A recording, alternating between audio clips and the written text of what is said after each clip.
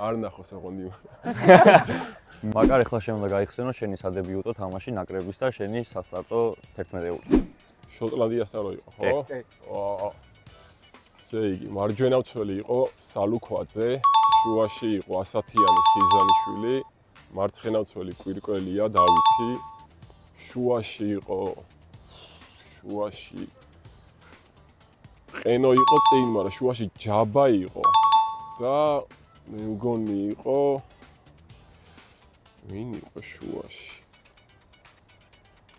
მარცხნიდან იყო მჭედლო, წინ იყო სირაძე და მარჯვენა სქიტიშვილი არ იყო? სქიტიშვილი არ ყოფილა.